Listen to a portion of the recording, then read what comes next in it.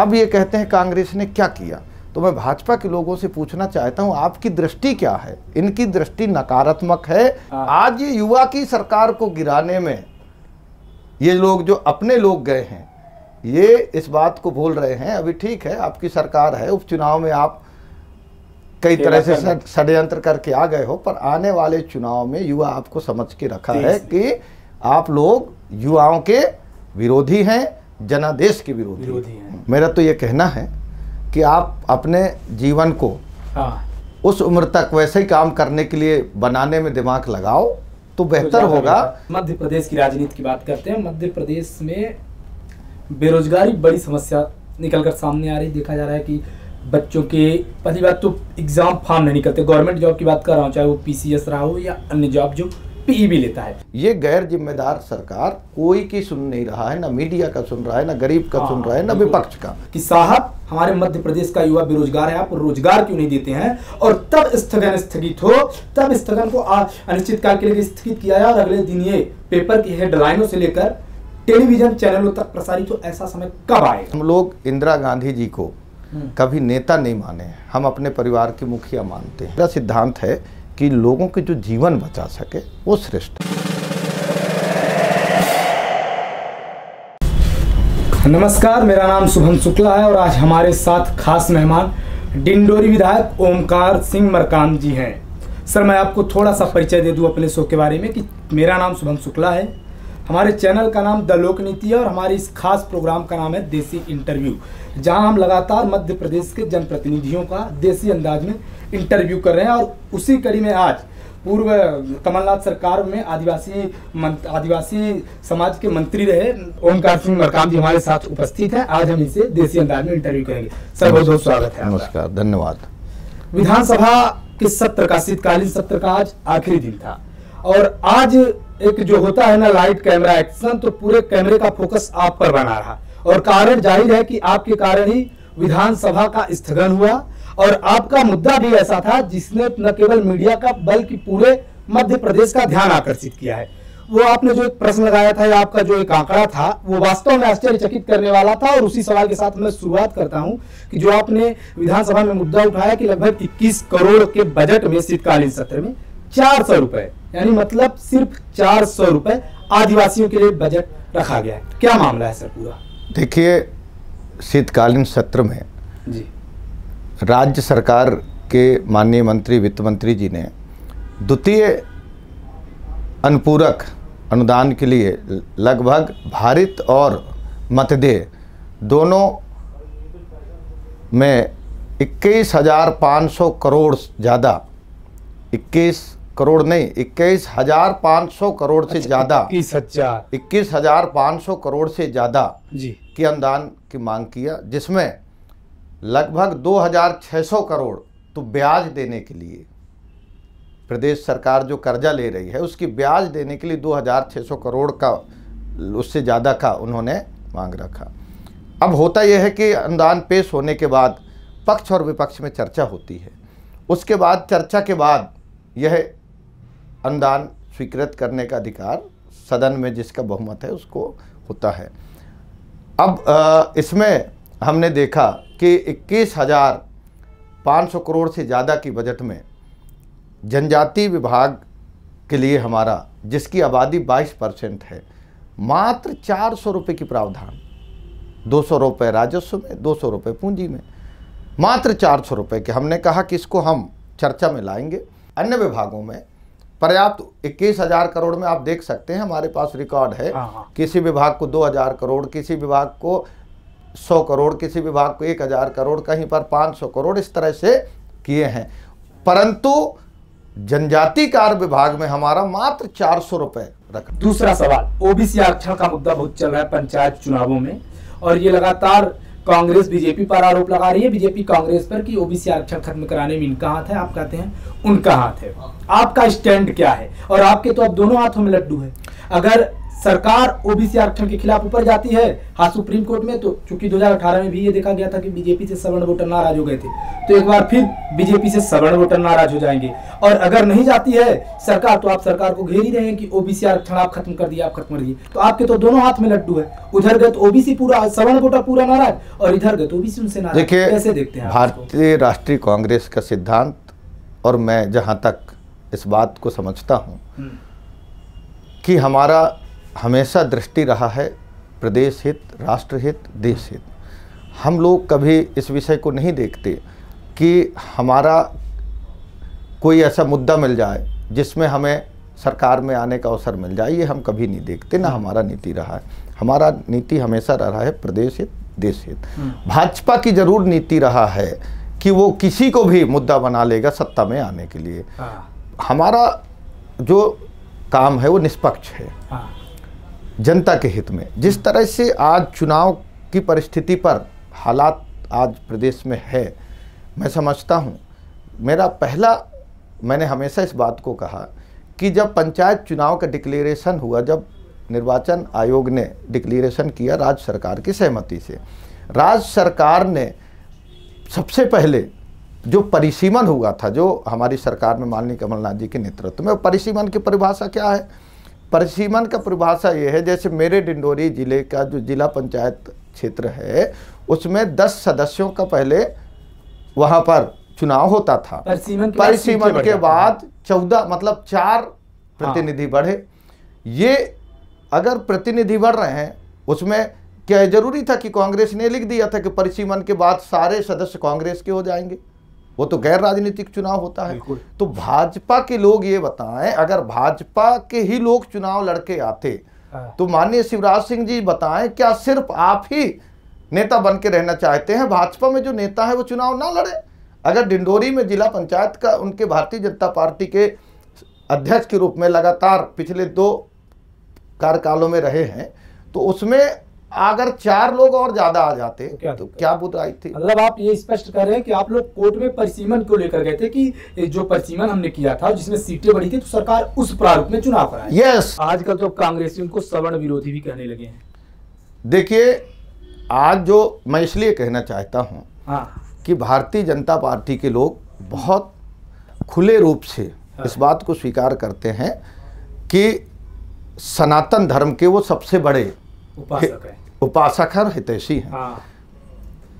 और वास्तविकता क्या है?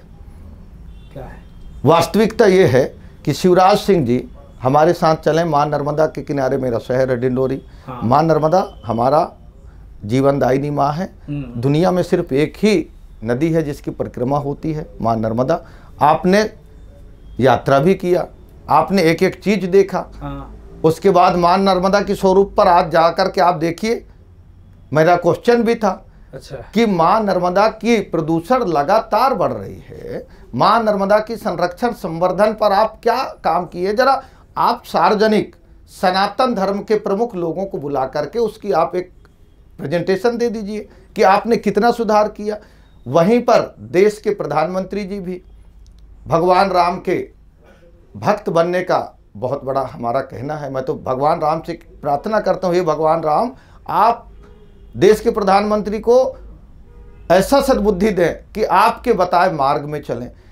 भाजपा के लोग आज भगवान राम को अपने मार्ग में चलाना चाहते हैं, उनके बताए मार्ग में ये खुद नहीं चल रहे हैं। मतलब खुद को भगवान राम से भी श्रेष्ठ समझने लगे। भगवान राम के बताए मार्ग में नहीं चल रहे हैं। भगवान राम आज आदर्श के प्रतीक थे। भगवान मैं वही कह रहा हूं कि बीजेपी, आपका आरोप है कि बीजेपी वाले अपने आप को तो राम भगवान से भी श्रेष्ठ समझने लगे। देखिए, ये सनातन धर्म में इनसे बड़ा कोई सनातन धर्म के ख्याल रखने वाला ये कहते हैं, जबकि सच्चाई ये है सनातन धर्म समग्र है। सनातन धर्म मानव कल्याण के लिए और जीवन और भगवान राम मर्यादा मैं आज बताना चाहता हूँ।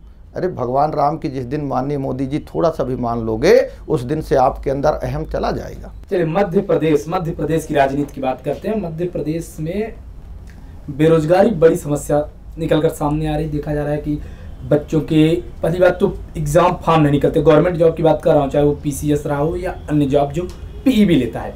3 साल से अनियमितताएं व्याप्त हैं, वैकेंसी नहीं आएगी, वैकेंसी है जिसका पेपर होगा, अगर एक स्टेप हो गया तो दूसरा स्टेप पेपर नहीं होगा, दूसरे का वो आ जाएगा। जैसे पीएससी को लेकर उदाहरण देता हूँ, पीएससी का 2019 का मेंस का रिजल्ट अभी नहीं आया, 20 के प्री का रिजल्ट अभी नहीं आया और 21 का नोटिफिकेशन आ गया।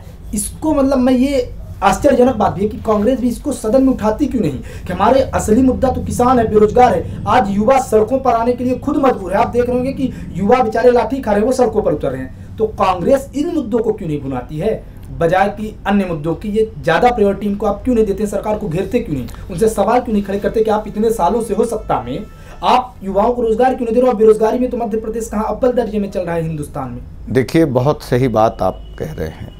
लोकतंत्र में विपक्ष की जिम्मेदारी है बात को रखना, हाँ, और सरकार की जिम्मेदारी है उस बात की समीक्षा करना कि जो विपक्ष ने मुद्दा उठाया है वो कहाँ तक सत्य, और जनता को जवाब देना। सही बात है। आज युवा हर वक्त इस बात को लेकर चिंतित है कि आखिर सरकार की रणनीति क्या है। मैं आपको बताना चाहता हूँ, भाजपा की सरकार की रणनीति सिर्फ एक है कि पूंजीवाद इशारे पर जो सरकार चल सकेगी उसके लिए ये काम करते हैं। आज मैं आपको बता दूं, विद्युत विभाग में हजारों लोग कार्य पूर्ण करके समय पूर्ण हुआ तो रिटायर हो रहे हैं। विद्युत विभाग में लगभग 50,000 नियमित वहाँ पर कर्मचारियों की, अधिकारियों की आवश्यकता है। आज वो पूरी तरह से किसके पास है आपको पता है, आउटसोर्स में टेंडर है। वो 5,000, 2,000, 3,000 में नौजवान लड़कों को काम करा रहे हैं। बेरोजगारी के कारण ना उनका कोई बीमा है। मेरे क्षेत्र में एक नौजवान उसी में काम करते वक्त दुर्घटनावश उसकी मृत्यु हो गई। कई जगह घटना हुई मध्य प्रदेश में ना, उसमें आज आप देखना ये निजीकरण को बढ़ावा दे रहे हैं, ये युवाओं को बेरोजगार। और मैं आपको बताना चाहता हूं, ये जिस पद के काम करने के लिए सरकार जिस आउटसोर्स में जो ठेका लेता है उसको अगर 25,000 रुपये महीना देंगे उस मान से, तो वो ठेकेदार जिससे काम कराएगा उस नौजवान को मात्र 5,000 देता है। सीधे सीधे बहुत बड़ा भ्रष्टाचार ये नौजवान के साथ, चाहे रेलवे में देख लें, चाहे अभी निजीकरण में अपना स्टेशनों को बेच रहे हैं, एयरपोर्ट को बेच रहे हैं, जो इसमें जब हम बात करते हैं तो बात सरकार, देखिए हमारा लोकतांत्रिक प्रक्रिया में हम बात कर सकते हैं, धरना प्रदर्शन कर सकते हैं, आंदोलन कर सकते हैं, ज्ञापन दे सकते हैं। ज्ञापन, आंदोलन, धरना प्रदर्शन ये लोकतंत्र के सबसे मजबूत अधिकार हमारे हैं। और इसके बाद अगर बात आती है तो आप लोगों के साथ बात करना, मीडिया के साथ बात करके उस विषय को उठाना। ये गैर जिम्मेदार सरकार कोई की सुन नहीं रहा है, ना मीडिया का सुन रहा है, ना गरीब का सुन रहा है, ना विपक्ष का। नहीं, तो सवाल यही है ना कि जैसे कमलनाथ जी मुझसे मिले थे जब उन्होंने विधानसभा लगना था, इसके पहले उन्होंने विधायक दल की मीटिंग रखी थी, मैं भी था, मेरा उनसे बात हुआ तो 1-2 हुआ था। मैंने उनसे पूछा था कि सर इस बार क्या बेरोजगारी का मुद्दा आप सदन में उठाएंगे विधानसभा में? तो मेरा सवाल ये है कि मरकाम जी, ओमकार सिंह मरकाम जी हो, कमलनाथ जी हो, या विपक्ष का कोई भी लीडर हो, ऐसा कब होगा जब वो पन्ना विधानसभा अध्यक्ष की तरफ फेंके ये कहते हुए कि साहब हमारे मध्य प्रदेश का युवा बेरोजगार है, आप रोजगार क्यों नहीं देते हैं? और तब स्थगन स्थगित हो, तब स्थगन को अनिश्चितकाल के लिए स्थगित किया जाए और अगले दिन ये पेपर की हेडलाइनों से लेकर टेलीविजन चैनलों तक प्रसारित हो। ऐसा समय कब आएगा? देखिए, ये लड़ाई लगातार बेरोजगारों के लिए कांग्रेस पार्टी पूरी तरह से हमेशा जहां भी अवसर मिला है, माननीय राहुल गांधी जी सदन में, संसद के अंदर बात करते हैं। हमारे लोग, मैं भी इस विषय में अनेकों बार हम लोगों ने इस विषय को बात किया, परंतु आज जिस तरह से आज मुझे वो दिन याद है कि हम इसी बेरोजगारी के मुद्दे को और व्यापम के मुद्दे को लेकर के सदन के अंदर हम धरने पे बैठ गए। सरकार और अध्यक्ष जी ने सदन स्थगित कर दिया। हमें लगा कि हम यहीं बैठे रहेंगे, सदन पवित्र मंदिर है, जनमांग को लोग स्वीकार करेंगे। 3 दिन हम लोग अंदर बैठे रह गए धरने में, विधानसभा के अंदर कोई नहीं आए सरकार के लोग सुनने के लिए। कब की बात? ये अभी मुझे एग्जैक्ट ईयर पता, मैं बता 18 के बाद वाली बात है कि पहले वाली? 18 की पहले वाली। 18 की पहले वाली में जब उनका हम लोग वहीं अंदर सोते थे और वहीं मांग करने के लिए लोकतांत्रिक ढंग से मांग किया जाता है। सरकार को सुनना चाहिए, आपने बताया कि 2013 से 18 वाला कार्यकाल जब शिवराज सिंह चौहान जी का चल रहा था तो आप लोग सदन के अंदर 3 दिन बैठे रह रहे थे बेरोजगारों के मुद्दे जी। मैं बड़ी जिम्मेदारी के साथ आपके सामने बात रखूंगा। एक सवाल भी है इसी के साथ, क्योंकि देखिए हमारा चैनल मध्य प्रदेश का सबसे बड़ा ऐसा चैनल है जो तेजी से उठ रहा है और हम लगातार मध्य प्रदेश के बेरोजगारों की, युवाओं की, किसानों की बात कर रहे हैं। तो मैं बड़ी जिम्मेदारी और सावधानी के साथ आपको बताना चाहता हूं साहब कि 2023 के चुनाव के पहले अगर आप इसी तरह का फिर प्रदर्शन करेंगे और इसी तरह की फिर से सदन की कार्यवाही को बाधित करेंगे युवाओं के लिए, बेरोजगारों के लिए, तो यकीन मानिए युवा बेरोजगार आपके साथ ही जाएगा, क्योंकि उनको नौकरियां चाहिए। उनको नौकरी से मतलब क्या चाहिए? किसान को चाहिए कि उसके खाद बीज का पैसा निकले, युवा को नौकरी चाहिए। तो क्या ये माना जाए कि जब अगला सत्र रहेगा तो आप युवाओं की आवाज बुलंद करेंगे, बेरोजगारी को लेकर आप व्यक्तिगत रूप से सवाल उठाएंगे, बेरोजगारी का आंकड़ा मांगेंगे सदन पर? बिल्कुल। बेरोजगारी चूंकि मैं एक चीज आपको बताना चाहता हूँ, मुंडे मतिर्भिन्ना सब अलग अलग प्रकार के विचार रखते हैं, पर मैं इस बात को स्वीकार करता हूँ। मुझे आज पता है जो मेरे मित्र थे, जो कक्षा 6वीं से 8वीं 10वीं 9वीं 12वीं कॉलेज में जो हमारे साथी थे, वो मुझसे मिलते हैं, मुझे दर्द पता है।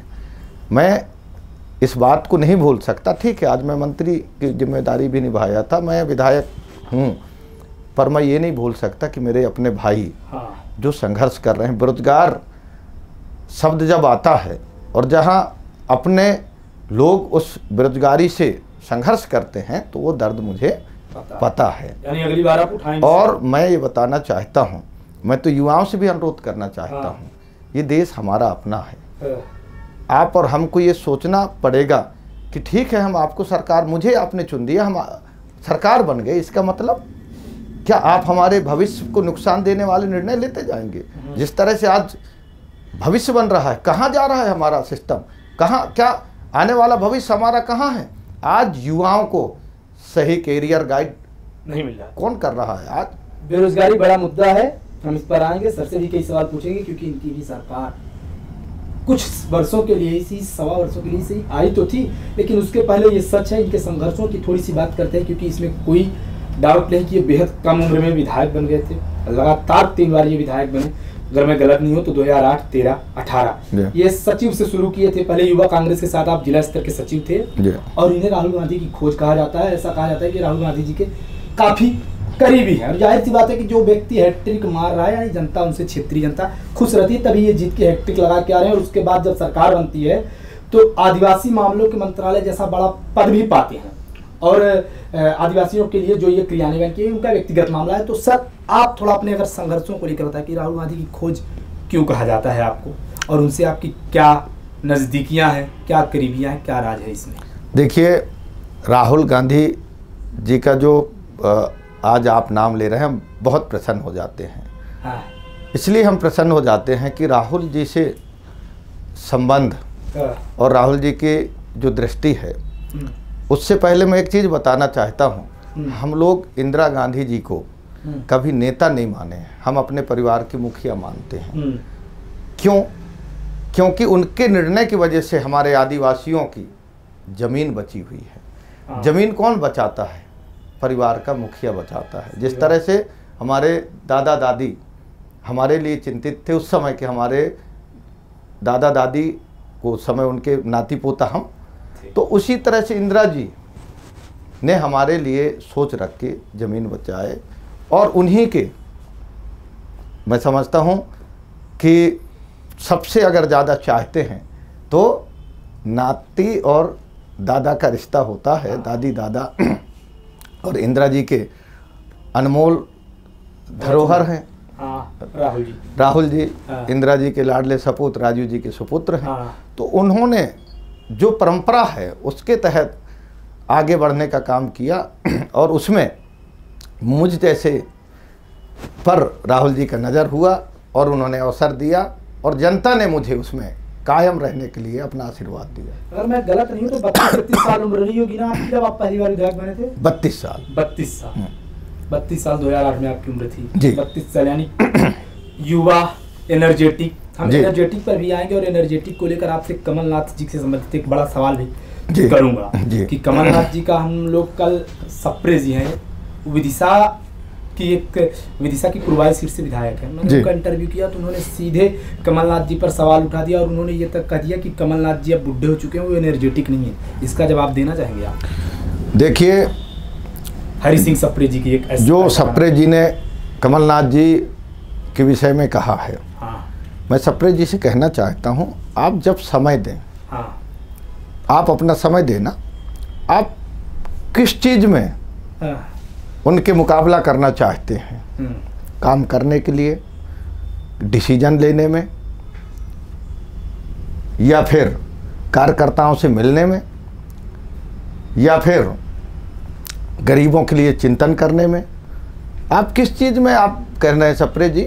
अभी आप दायरे में रह के उनकी प्रतिभा पर इस तरह से अगर आप शंका जाहिर कर रहे हैं तो ये आपके लिए ही, मेरा तो ये कहना है कि आप अपने जीवन को उस उम्र तक वैसे ही काम करने के लिए बनाने में दिमाग लगाओ तो बेहतर होगा। कमलनाथ जी के पास जितनी क्षमता है वो क्षमता हमारे लिए अत्यंत आवश्यक क्षमता है, अनुभव की क्षमता है। स्वर्गीय इंदिरा जी के कैबिनेट में काम किए, राजीव जी के कैबिनेट में काम किए, राहुल जी के टीम में काम कर रहे हैं, कितने पीढ़ी का अनुभव है। जवाब मिल गया। सप्रे जी को स्पष्ट कहना है कि आप कामों में ध्यान दें तो बेहतर हो। कैबिनेट की बात आई, राहुल राजीव जी की कैबिनेट की बात आपने करी, इंदिरा जी की कैबिनेट की बात करी, मुझे मध्य प्रदेश का कैबिनेट भी याद आ जाता है। और मध्य प्रदेश के कैबिनेट का जब याद आता है तो याद मुझे आपकी भी आ जाती है कि 2018 में सरकार बनी, बढ़िया कैबिनेट मंत्री जैसे पद से सुशोभित हुए। टीस लगती है कि मात्र 1.25 साल 12 से 15 महीने तक रह पाए, आदिवासियों के लिए कुछ टीस लगती है कभी कि और कुछ करना चाहते थे कि हम आदिवासी कल्याण के लिए, और क्योंकि आपको महत्वपूर्ण पद दिया गया था तो कभी टीस लगती है कि आई और चली गई, परोसी हुई थाली खिंच गई? देखिए, राजनीति में परिस्थितियां बदलती रहती हैं। हाँ। उद्देश्य हमारा स्पष्ट है, लोगों की ज़रूरत में हम कैसे काम आ सकें। और मैं आज भी कहना चाहता हूं, दलगत नीति से ऊपर उठ के मैं हमेशा विकास को प्राथमिकता दिया है। मेरा सवाल ये है आज अब तो आप जो आदिवासी मामलों के मंत्रालय रहते हुए करते थे काम, आज एज अ विधायक वो काम तो नहीं कर पाते थे क्योंकि उस समय आपके पास बड़ा था, तो इसका दुख तो आपको होता होगा? नहीं, दुख नहीं, मैं इसको एक अपना जो सकारात्मक दिशा है हाँ। उसमें सोचना चाहता हूँ। ठीक है, आज मैं मंत्री के रूप में नहीं हूँ, मेरी जो उद्देश्य है, जो सच्चाई है, उसमें अवसर तो नहीं है, पर मैं कहना चाहता हूँ चुनौतियाँ तो बहुत हैं, पर मेरा हौसला भी बुलंद है। मैं कमज़ोर नहीं हूँ, मैं पूरी ताकत से हमारे लोगों के वो जो विषय हैं, हाँ ज़रूर ये है, एक बात पे अफसोस होता है, हाँ, वो यह होता है कि लोगों का चरित्र कहाँ जा रहा है, कितना किस दृष्टि में सदन में लोग आ रहे हैं। मेरा सवाल इसलिए भी था क्योंकि आपने पहला सवाल ही मैंने आदिवासियों के जो फंड से शुरू किया था, तो शायद आपकी सरकार रहती, आप मंत्री रहते तो ऐसा ना होता, इसलिए भी मेरा सवाल। मैं बिल्कुल आपको बताना चाहता हूँ, मेरे कार्यकाल में नए योजनाओं का स्वरूप आज को मैं बता दूं कि मदद योजना मेरी विचार थी, माननीय कमलनाथ जी का समर्थन था, उसको धरातल में हमने लाया और 9 अगस्त के दिन इसकी घोषणा माननीय कमलनाथ जी ने किए और 2 अक्टूबर तक पूरा 12,000 गांव में भेजने में हम 25,000 प्रत्येक गांव में। हाँ, भेजे। जन्म पे 50 किलो, 10 गात्र के लिए 1 कुंटल, आदिवासी संरक्षण संवर्धन संस्कृति के विकास के लिए आस्थान योजना, विश्व आदिवासी दिवस पर छुट्टी आपके रहते हुए, और आदिवासी भाषाओं के लिए एक 7 दिन का हमने सेमिनार कराया जिसमें दूसरे देश के लोग भी आए थे अपने अभिमत रखने के लिए। क्योंकि जैसे इंटरव्यू हो रहा है तो कुछ सवाल ऐसे भी जो व्यक्तिगत आपसे जुड़े हो, सच बताइएगा फ्रैंकली। ज्योतिरादित्य जी के संबंधी का उनका कभी फोन आया था कि आप भी आ जाइए, बढ़िया मंत्रालय दिलवा देंगे या कुछ और? देखिए, ज्योतिरादित्य जी से मेरा सीधे परिचय है। हाँ। और ज्योतिरादित्य जी मेरे यहाँ रुके भी थे, मेरे क्षेत्र में। मैं जब मंत्री था तो उनके चुनाव प्रचार में भी गया था, अवसर मिला था। छतरी में, शिवपुरी के छतरी जहाँ उनका निवास है, वहाँ भी मैं गया था।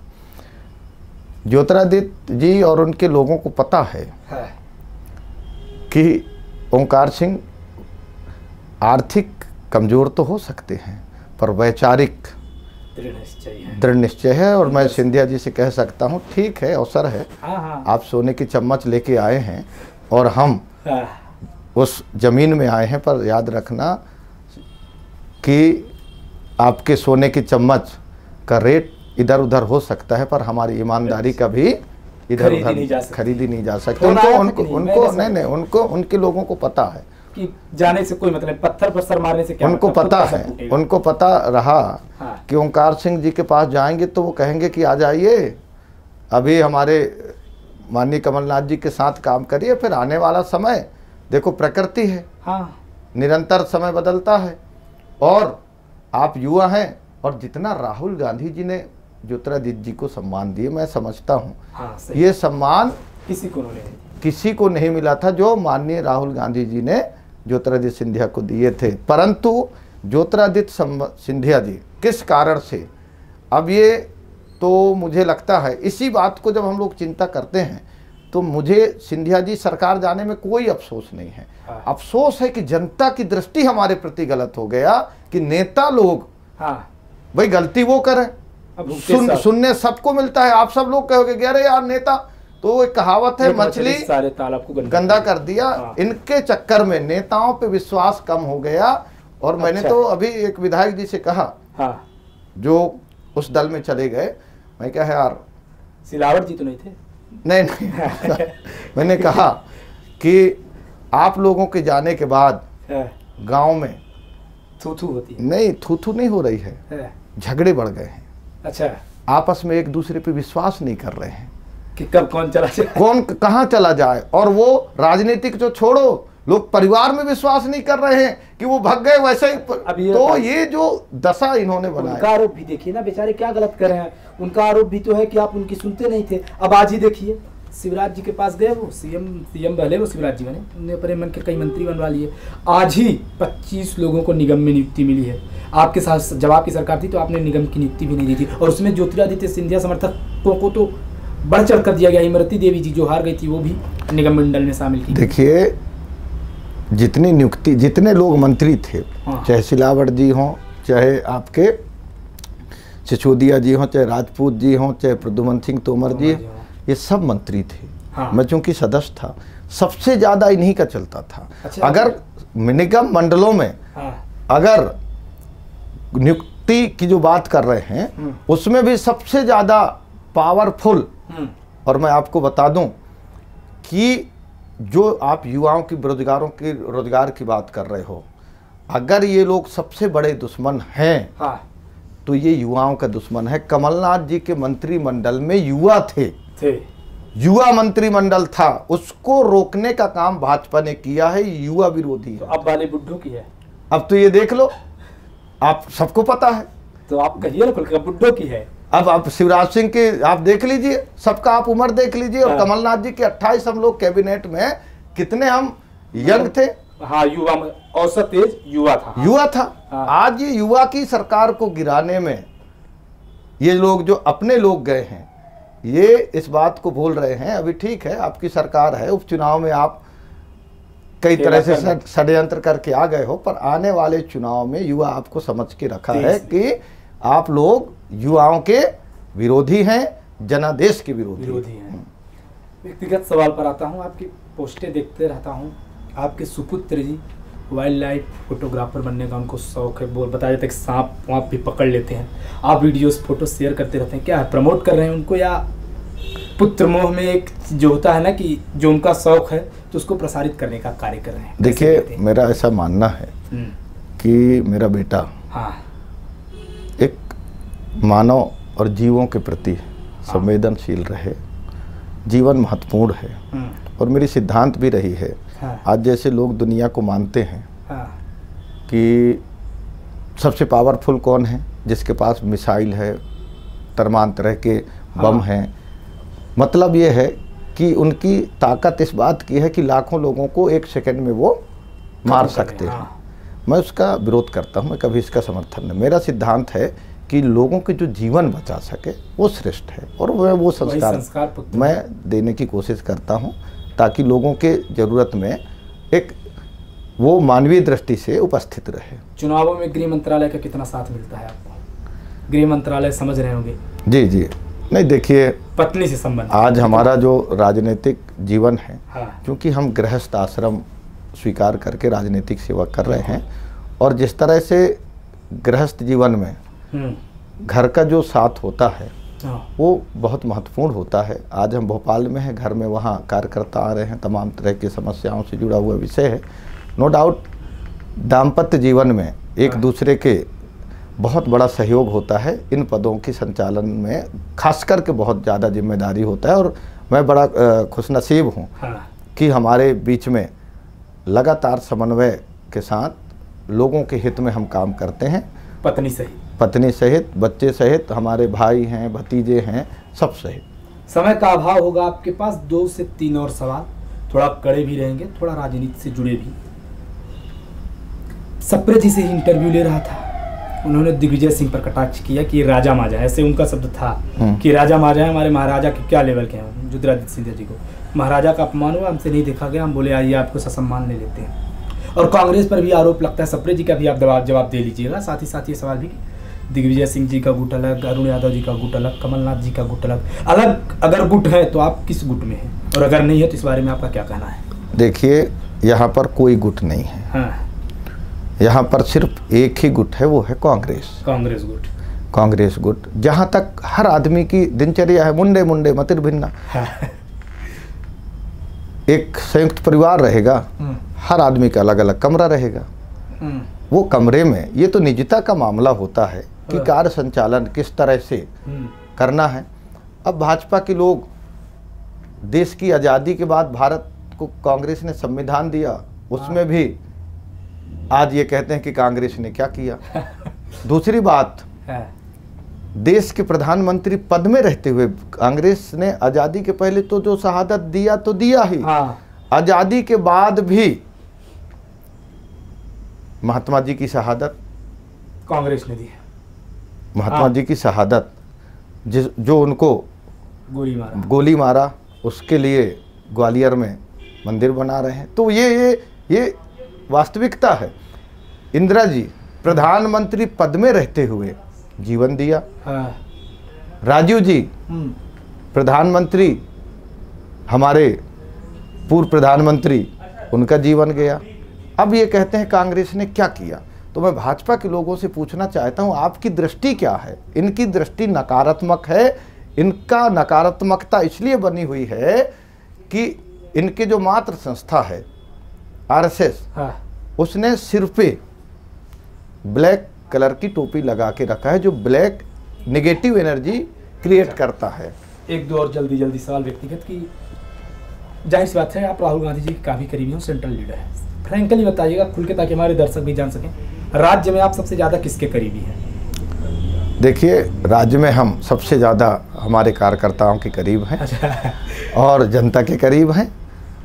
कहीं आपकी जीत का राज इन्हीं जवाबों में तो नहीं छिपा हुआ है? नहीं, हमारी जीत का राज सिर्फ हमारे जनता के आशीर्वादों में छिपा हुआ है।